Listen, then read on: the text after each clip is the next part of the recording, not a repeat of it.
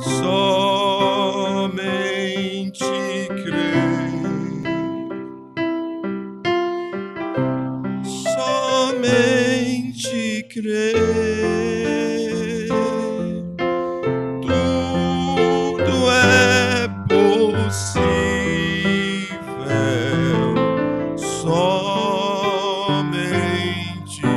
crer. Nada temer, nada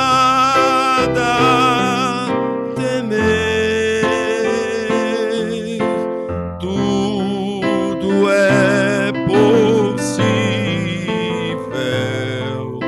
nada temer, nada temer, nada temer, tudo é possível, somente crer. Obrigado, ó Deus, por estarmos em tua casa para a comunhão. Obrigado por chegarmos aqui em paz.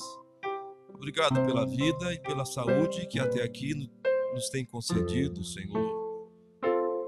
Obrigado, Pai. Estando nós aqui vivos nesse presente século, nos ajude, Senhor, a sermos testemunhas do verdadeiro Evangelho. Guia-nos, livra-nos do mal, Senhor. Perdoa nossos pecados e nossas ofensas. Em teu nome, ó Senhor Jesus, nós te oramos. Amém. Deus abençoe a todos nesta noite.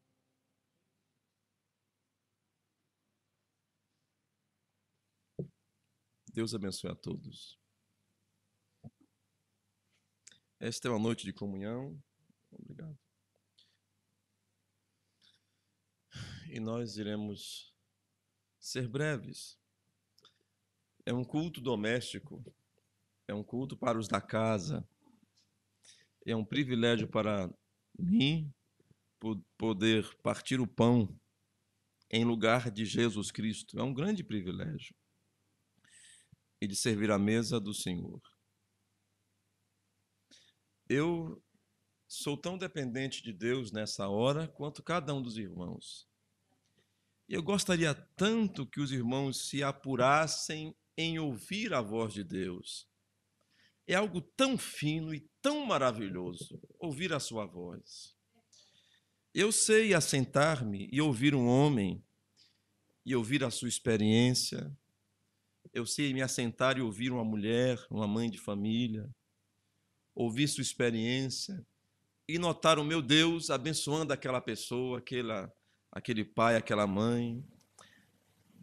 Reconhecer Deus na vida de um pregador, de um irmão. Deus é maravilhoso. E é algo muito importante você aprender a encontrar Deus nas coisas. E eu gostaria tanto que os irmãos desenvolvessem isto muito, porque eu sei que Deus inspira os homens. Então, quando você conhece a voz de Deus, quando Deus falar alguma coisa para você desde um púlpito, você não vai ter desconfiança que foi Deus quem falou, através de um dom que é dele mesmo. Eu insisti com os irmãos que os irmãos comprassem, na verdade, não insisti, eu apenas sugeri que os irmãos comprassem aquele livro, se os irmãos pudessem, é claro, que conta algumas referências do irmão Brana. Eu não sei quantos leram todo o livro, alguma mão se levantaria? Amém. Então, há algumas experiências ali muito maravilhosas e provas. Você pode ligar para alguma daquelas pessoas que ainda estão vivas hoje, para você saber disto. E eu lendo aquilo, me chamou a atenção uma citação de um deles. Qual era a citação? era que eles iam para a igreja, vocês devem ter lido isso, e quando eles assentavam-se para ouvir o profeta, eles esperavam para ouvir a voz de Deus. Por quê? Porque em certas ocasiões o profeta dizia: eu não lembro o que seja lá o que foi dito, faça como foi dito. Foi apenas a minha voz, mas foi ele falando. Então aqueles irmãos passaram a sentar-se na igreja para ouvirem Deus usar a voz daquele homem. Não estavam ouvindo mais um homem. Será que foi daí que veio a voz de Deus, as gravações, a voz de Deus? Penso que sim. Porque Deus vinha na plataforma e inspirava aquele pequeno homem. Amém? E eu desejo a mesma coisa esta noite. Que Deus venha e me inspire. Amém?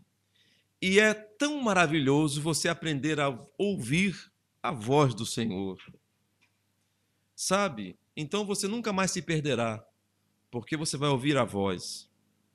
É engraçado, o irmão Brana contou essa história de que ele era um cowboy, ele era um vaqueiro.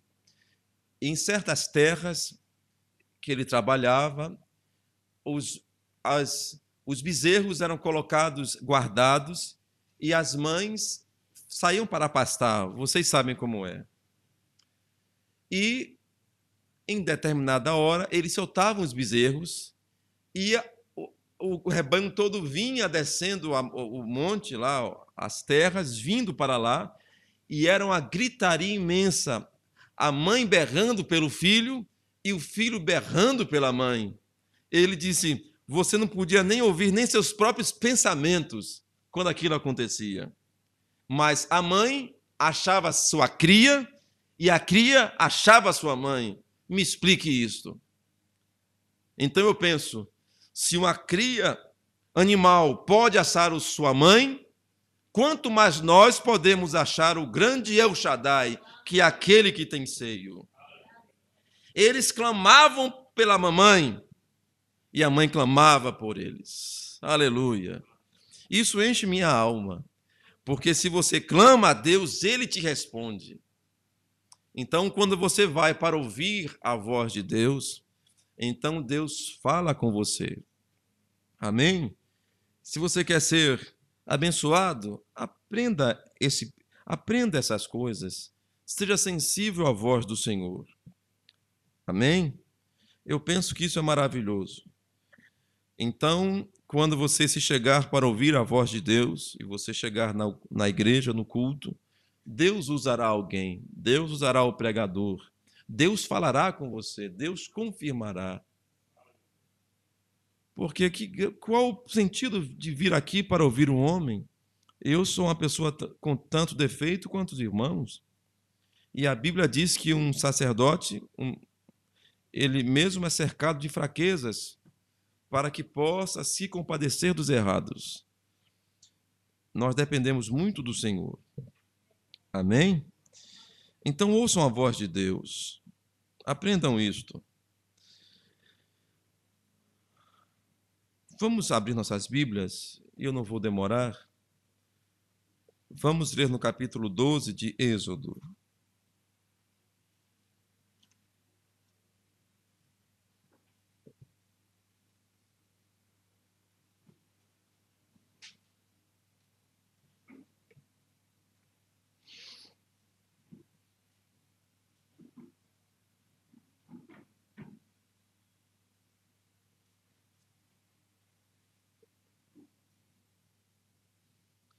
Deus seja louvado.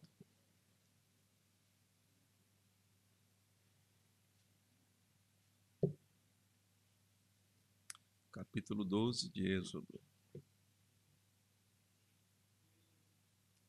Êxodo 12. Nós temos aqui quando a primeira Páscoa, a primeira comunhão foi estabelecida. Vamos ler a partir do verso 7. Êxodo 12, verso 7. Todos acharam? Digam amém. Então leremos então. E tomarão do sangue Verso 7. E poluão em ambas as ombreiras, e na verga da porta nas casas em que o comerem. E naquela noite comerão a carne assada no fogo, com pães asmos, com ervas amargosas a comerão. Não comereis dele nada cru, nem cozido em água, senão assado no fogo, a cabeça com os pés e com a fressura. E nada deles deixareis até pela manhã, mas o que dele ficar até pela manhã, queimareis no fogo. Assim, pois, o comereis, os vossos lombos cingidos, os vossos sapatos nos pés e o vosso cajado na mão, e comereis apressadamente. Esta é a Páscoa do Senhor. E eu passarei pela terra do Egito esta noite, e ferirei todo o primogênito na terra do Egito, desde os homens até os animais, e sobre todos os deuses do Egito farei juízos. Eu sou o Senhor. E aquele sangue vos será por sinal. Nas casas em que estiverdes, vendo eu sangue, passarei por cima de vós. E não haverá entre vós praga de mortandade quando eu ferir a terra do Egito. Senhor Deus, é a tua palavra. Ajuda-me agora, Senhor, ajuda teu povo. Enquanto nos preparamos para tomar a comunhão, fala conosco, ó Senhor, em teu nome, Senhor Jesus Cristo. Amém. Podem sentar.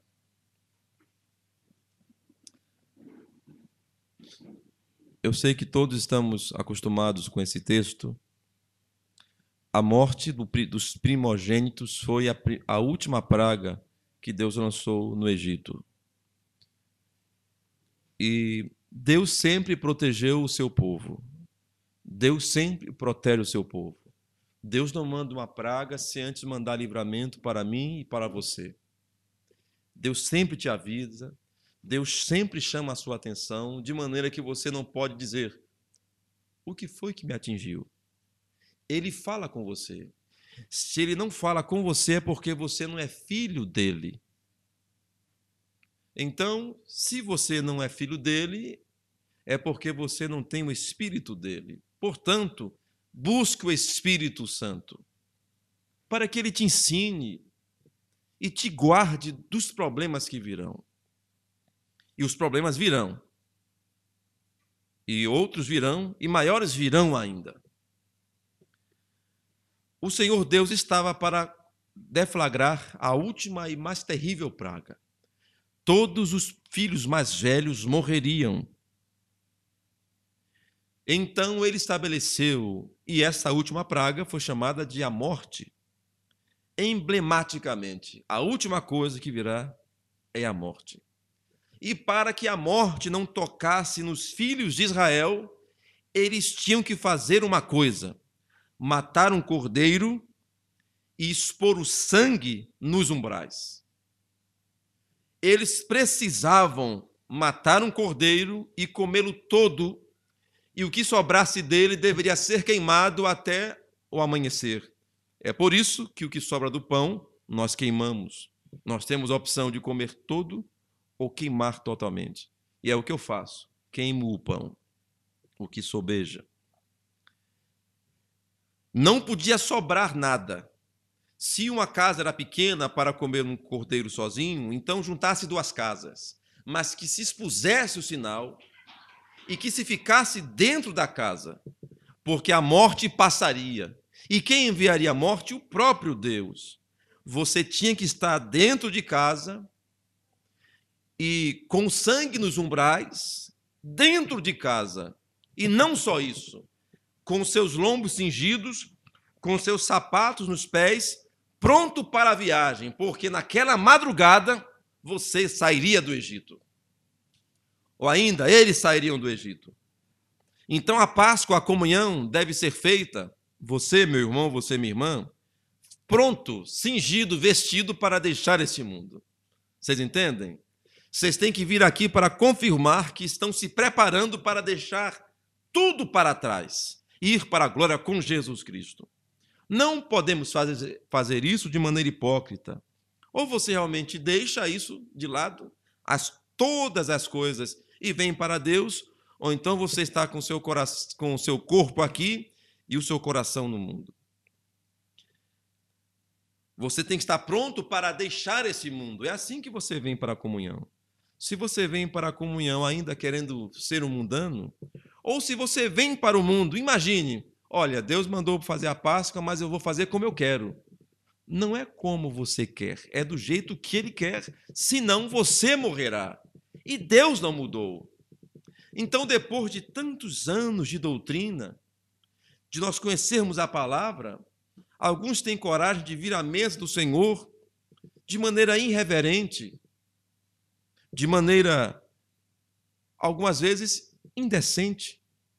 Porque, para mim, uma irmã pôr a mão no prato com suas unhas pintadas e com roupa transparente, para mim é indecência, é sem temor. E, na verdade, ela pode não cair dura morta aqui, mas vivendo está morta, porque perdeu o respeito. Uma irmã que não tem temor de cortar os seus cabelos e vem na mesa do Senhor, ela pode vir e não vai cair dura, não, mas ela tornou a crucificar Jesus Cristo. Ela, vivendo, está morta. Então, meus irmãos, não sou eu juiz dentre vós, sou eu vosso irmão. O que eu quero dizer, e tenho a obrigação de fazê-lo, é que você vem para a ceia pronto para ir para o céu. Se você não vem assim, você não veio da maneira correta. E quanto aos homens? Da mesma maneira. A questão de decência não toca tanto aos homens, mas a avareza, a cobiça, toca aos homens, mais aos homens. Então, se você vem aqui sendo um mundano no seu coração, com desejos mundanos em você, você também deveria ter vergonha de vir aqui assim. Você pode morrer, talvez não caia aqui como Ananias e Safira, mas você morreu. Lá adiante você vai ver que você está apodrecendo e você vai ter um bicho de pé em você, te devorando vivo, sabe? Você vai ver os urubus pousando em sua casa. É você que apodreceu. E não só isso, você continua vindo à igreja e a igreja com aquela caatinga, a caatinga que você traz, o seu cheiro. Porque uma casa, ela é adornada com as palavras que você diz, com as ações que você faz.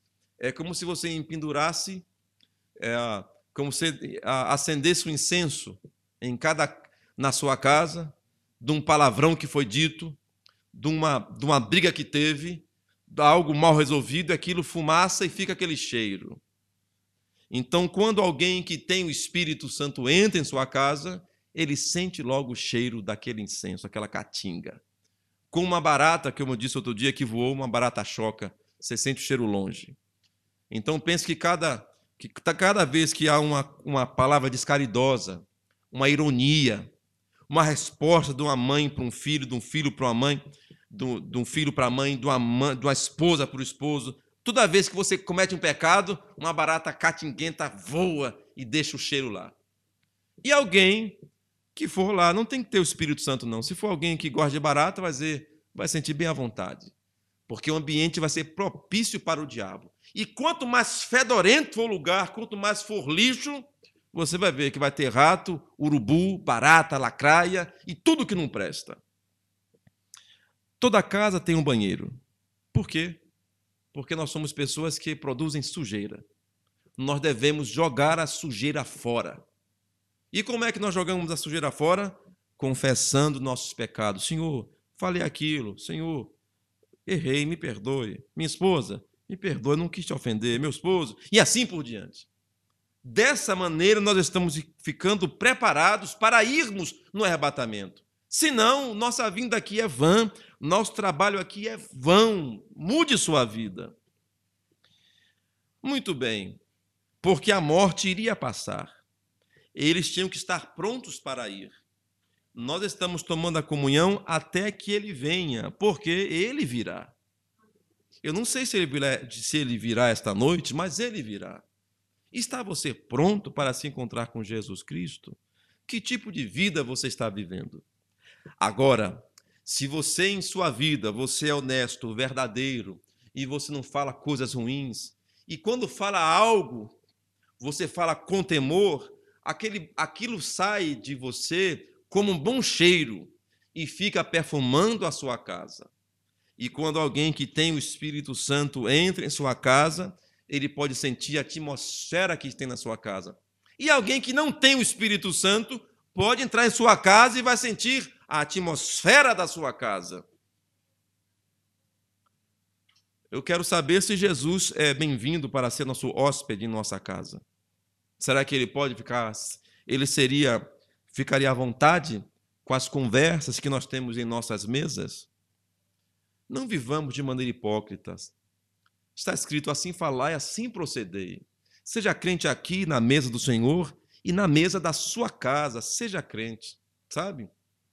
Eu tenho que ser verdadeiro nesse púlpito aqui ou no púlpito que seja a minha mesa lá onde eu estou almoçando, ou no balcão de uma repartição pública. É a mesma coisa. Sou o mesmo eu da mesma maneira. Agora a pessoa não vai me reconhecer, mas Deus me reconhece como seu filho em todos os lugares, e o diabo me reconhece como seu inimigo onde eu vou. Então não saia da sua posição. Ore sempre, busque a Deus, cinja os seus pés, esteja pronto para ir. Agora, se você fica fazendo muitas coisas que não convêm, você atrapalha a sua viagem.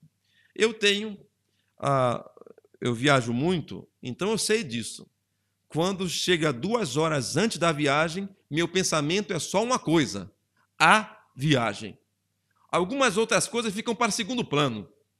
Quando se aproxima a hora e quando fica mais perto, eu só penso em entrar no carro e ir para a viagem. Não é assim? Pois a hora da viagem para a glória se aproxima. Nós só deveríamos estar pensando em ir para a glória. É claro que nós devemos trabalhar e lutar aqui embaixo, mas nosso sentimento dentro no coração não é mais pelas coisas do mundo, não. Nós vamos cumprindo tabela, fazendo como o profeta disse: viva hoje como se Jesus viesse daqui a 100 anos, mas esteja pronto para ir hoje, ou viva como se ele viesse hoje. Trabalhe como se ele viesse daqui a 100 anos, mas esteja pronto agora. Então, se você tiver que dizer algo para alguém, pregar o evangelho, acertar com alguém, acerte agora. Não deixe para o futuro. E seja pronto. Porque está escrito também, Paulo falou: ninguém que milita a boa milícia se embaraça com os negócios dessa vida. Foi o que ele disse. Você tem que estar pronto para militar, pronto para batalhar. Não se embarace com nada. Seja pronto para avançar para Deus. Amém? Se você não estivesse dentro, cumprindo tudo aquilo que foi estabelecido pelo profeta, você morreria. Hoje, nós não temos que colocar um sangue nos umbrais, porque aquele sangue foi de uma vida inocente, um cordeiro. Mas a vida inocente daquele cordeiro não era compatível com a vida de um ser humano. Mas quando Jesus Cristo derramou o seu sangue, aquela vida inocente dele, o Espírito Santo, tem compatibilidade com nós, seres humanos. Então, nós não temos hoje o sangue do cordeiro, mas como sangue literal, mas o Espírito que aquele sangue liberou quando morreu, quando foi derramado. Nós tivemos acesso ao Espírito Santo. O que foi para eles o sangue de um cordeiro, para nós é o Espírito Santo. A única forma de você não morrer hoje com a morte que tem assolado é você ter o Espírito Santo. É uma mensagem antiquada, mas ainda é a mensagem atual. Tem você o Espírito Santo? Você sabe o que é o Espírito Santo? Você o tem? A maior parte das pessoas não tem o Espírito Santo, porque se tivessem, agiriam diferente. Se moldariam conforme a palavra, porque o Espírito Santo pontua cada versículo da Bíblia com um amém, não rebate. O Espírito Santo faz você ser um cordeiro, não um bode. O Espírito Santo faz você ser como Jesus Cristo, não como o diabo. É isto. Não venha, não. Vou dizer isso aqui encerrando. Quando você tem o Espírito Santo, equivale a você pegar um porco e dar a ele a natureza de um cordeiro. Então, aquele porco que se espojava na lama não vai mais para a lama. Ele vai viver no pasto. Vai comer grama, capim.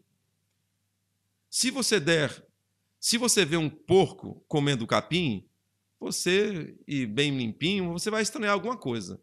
Ele está limpo só porque não tem lama. Se tiver lama, ele vai para a lama, ele gosta da lama.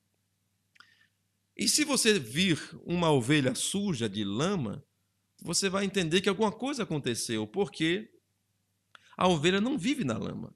Ela até pode cair na lama, se sujar, mas não é da natureza dela viver na lama. Pois bem, nós somos porcos, pecadores, originalmente errados. Mas quando recebemos ao Espírito Santo, nós passamos a ter nojo do pecado. Então você vê como se você visse um porco sempre limpinho. Mas num desses dias, esse corpo de ser humano pecador será revestido de santidade plena. Equivaleria a você pegar um porco que não está mais na lama e transformá-lo literalmente numa ovelha. Isso está para acontecer. Por enquanto, nós somos porcos que estão tentando viver limpos. E se não cuidar direito, a gente volta para a lama. Vivemos em luta. Temos dentro a natureza de um cordeiro, mas fora a natureza de um porco. Essa carne que foi gerada em pecado. Gerada em pecado. Porque está escrito, em pecado me concebeu a minha mãe. Mas num desses dias, nós, porcos, que estamos tentando viver livres de lama, seremos transformados em cordeiros de Deus e viveremos para sempre em santidade. Amém? Agora, se você diz que é ovelha e vive se melando de lama, se você vive fazendo o mesmo tipo de pecado, pense, o que você diria? O mesmo erro sempre. É como se uma pessoa fizesse uma prova de matemática e errasse aquela questão. O professor vem e ensina, faz a prova de novo. Ele erra a mesma questão. O professor ensina. Você não vai aprender a resolver isso nunca, não? O que está acontecendo? Eu estou estudando. Será que você está estudando mesmo? Sabe? Será que é o seu caso não estudar? Eu penso que não está certo isto. Nós temos problemas, nós temos lutas, defeitos, mas quando nós temos o Espírito Santo, nós vencemos todas as coisas. E se você não está melhorando em sua caminhada de fé, pare agora mesmo, reflita, confesse seu pecado a Deus e a quem você deve e mude. Não venha, não faça da comunhão, da vida cristã, brincadeira não. Você morrerá. Você pode morrer bem no altar, porque você perde o temor, perde o respeito. Lembram do que falamos pela manhã? Você perde a confiança, então você perde o companheirismo, então você perdeu a fé. Que Deus tenha misericórdia de nós, é o que eu desejo nesta noite, e eu mesmo sei que estou precisando mais do Espírito Santo. Amém.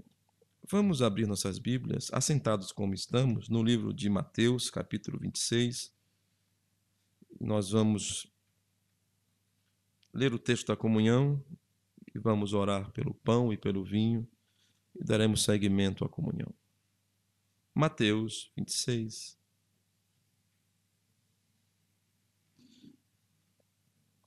Mateus 26. Mateus 26.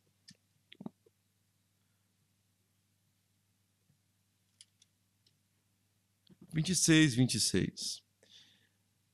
E quando comiam, Jesus tomou o pão e, abençoando-o, partiu e o deu aos discípulos e disse: Tomai e comei, isto é o meu corpo. E tomando o cálice e dando graças, deu-lhe dizendo: Bebei dele todos, porque isto é o meu sangue, o sangue do Novo Testamento, que é derramado por muitos para a remissão dos pecados. E digo-vos que, desde agora, não beberei deste fruto da vide até aquele dia em que eu beba de novo convosco no reino de meu Pai. E tendo cantado o hino, saíram para o Monte das Oliveiras. João 13, nós encontramos que, acabada a ceia, já tendo o diabo posto no coração de Judas Iscariotes, filho de Simão, que o traísse, Jesus, sabendo que o Pai tinha depositado nas suas mãos todas as coisas e que havia saído de Deus e ia para Deus, levantou-se da ceia, tirou os vestidos e, tomando uma toalha, cingiu-se. Depois deitou água numa bacia e começou a lavar os pés aos discípulos e enxugar-los com a toalha com que estava cingido. Aproximou-se, pois, de Simão Pedro, que lhe disse: Senhor, tu lavas-me os pés a mim? Respondeu Jesus e disse-lhe: O que eu faço não sabes tu agora, mas tu saberás depois. Disse-lhe Pedro: Nunca me lavarás os pés. Respondeu-lhe Jesus: Se eu te não lavar, não tens parte comigo. Disse-lhe Simão Pedro: Senhor, não só os meus pés, mas as mãos e a cabeça. Disse-lhe Jesus: Aquele que está lavado não necessita de lavar, senão os pés, pois no mais todo está limpo. Ora, vós estáis limpos, mas não todos. Porque bem sabia ele quem o havia de trair, por isso disse: Nem todos estáis limpos. Depois que lhes lavou os pés e tomou os seus vestidos e se assentou outra vez à mesa, disse-lhes: Entendendo o que vos tenho feito, vós me chamais mestre e senhor, e dizeis bem, porque eu sou. Ora, se eu, senhor e mestre, vos lavei os pés, vós deveis também lavar os pés uns aos outros. Amém.